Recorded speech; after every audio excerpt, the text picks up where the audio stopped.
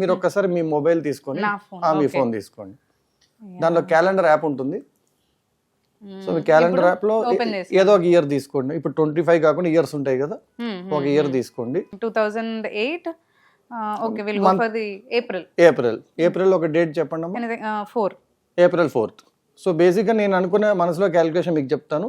So 2008 year తీసుకున్నాం కాబట్టి మనం 2007 బేసిస్ మీద చేస్తాము. సో 2007 అనుకున్నప్పుడు 7 years + 1 8 years అనుకుంటాను. 8 పక్కన పెట్టుకున్నాను. ఏప్రిల్ మంత్ అనుకున్నాం. సో జాన్ ఫెబ్ మార్చ్ మనం దాటేసాం. Okay, so Jan Feb March దాటేసాం. అది 2008 లో ఉన్నాం ఇప్పుడు మనం. 2008 అనేది లీప్ ఇయర్. లీప్ ఇయర్ లో ఫెబ్ లో 29 days ఉన్నాయని గుర్తుపెట్టుకుంటారు వాళ్ళు, అది అందరికీ తెలిసిందే. దాని ప్రకారంగా జాన్ ఫెబ్ మార్చ్ అంటే 3 + 1 + 3 అనుకుంటాడు తన మనసులో. సో 7 ఇందాక ఒక 8 వేసుకున్నారు, ఎందుకంటే 7 years దాటేసి 8కి వచ్చారు కాబట్టి 7 years ఒక లీప్ ఇయర్ దాటేశారు అనుకుంటాడు. ఈ క్యాలిక్యులేషన్ ఎందుకు ఇలా చేయాలనేది మన క్యాలెండర్స్ కాన్సెప్ట్ లో కంప్లీట్ గా విషయం అంతా ఎక్స్ప్లెయిన్ చేసి పెట్టాం. ఒక 30-45 minutes విన్నాడంటే అబ్బాయి ఎవరైనా అర్థం చేసుకుంటాడు. సో ఇక్కడ 8 ఇక్కడ 7 15 అయింది. ప్లస్ ఇప్పుడు April 4th అన్నారు. 4th అంటే మనకి 19 వస్తుంది. 19 అనేసరికి అది ఇట్ గోస్ అప్ టు 5 అంటే మనకి ఫ్రైడే రోజు పడాలి. కరెక్ట్ ఫ్రైడేనే వచ్చింది.